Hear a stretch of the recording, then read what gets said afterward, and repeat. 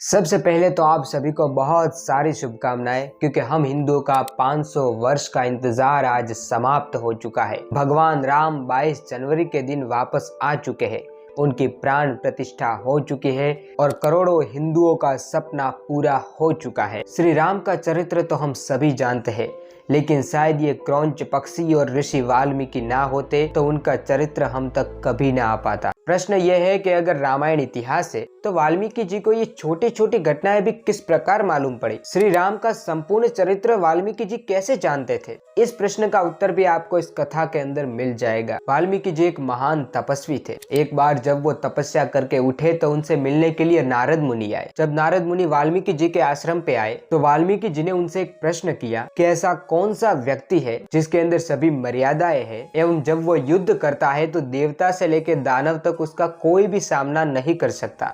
ऋषि का ये प्रश्न सुनकर नारद जी उन्हें श्री राम का चरित्र युद्ध कांड तक सुना देते हैं, क्योंकि श्री राम के अंदर ये सभी गुण थे। युद्ध कांड तक कथा सुनाने के बाद नारद जी कहते हैं कि इस समय श्री राम ने राज्य ग्रहण किया है। अब उनके राज्य में कोई भी भय नहीं होगा, बस सुख ही सुख होगा और सभी लोग आराम से जिएंगे। अब नारद जी के ये वचन सुन के हमें साफ साफ पता लग जाता है कि ये उस समय की घटना है जब श्री राम ने राज्य ग्रहण किए बस थोड़ा ही समय हुआ था। और यहाँ पे नारद जी पहले से ही बता रहे हैं कि उनका राज्य किस प्रकार का होगा। और इस प्रकार वाल्मीकि जी को श्री राम का संपूर्ण चरित्र उनके पृथ्वी पर होते होते ही पता चल जाता है। लेकिन कथा यहीं पे समाप्त नहीं होती। जब नारद जी वाल्मीकि जी के आश्रम से चले गए तो ऋषि तमसा नदी के अंदर स्नान करने जाते हैं। जब वो स्नान करके बाहर निकले तो उन्होंने क्रौंच नामक पक्षी की एक जोड़ी देखी जो वहां पे टहल रही थी। तभी वो देखते हैं कि एक शिकारी आके उनमें से एक पक्षी को मार देता है। एक पक्षी को मरा हुआ देख और दूसरे को तड़पता देख वाल्मीकि जी क्रोधित होकर उस शिकारी को श्राप दे देते हैं। वो श्राप श्लोक के रूप में था। श्लोक कुछ इस प्रकार का है, मां नवादा प्रतिष्ठाम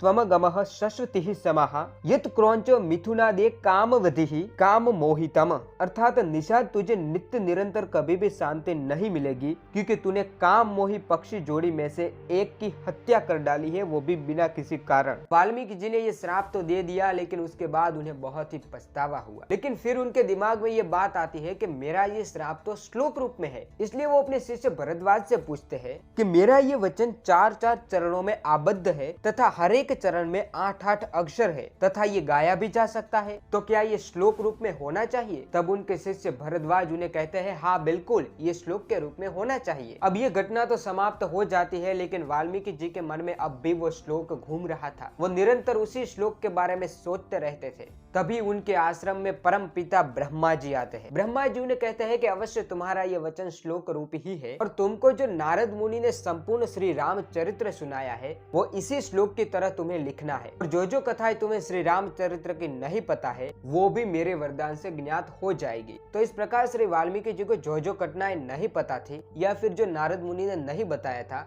वो भी ब्रह्मा जी के कहने पे उन्हें पता चल गया। और फिर उन्होंने संपूर्ण रामायण लिखनी शुरू की, जो कि अनुष्टुप छंद के अंदर है। और वही रामायण आज हमें श्री राम का परम पवित्र चरित्र बताती है। अगर वो घटना न हुई होती तो शायद वाल्मीकि जी इस ग्रंथ की रचना ही न करते और हमें श्री राम का चरित्र पता भी न चलता। और ये घटना हर एक हिंदू को पता होनी चाहिए, क्योंकि अगर कोई पूछेगा कि वाल्मीकि जी ने श्री राम चरित्र की रचना क्यों की थी तो हमें इसका जवाब पता होना चाहिए। आज के वीडियो में इतना ही, मिलते हैं हम अगले वीडियो में, तब तक जय श्री राम।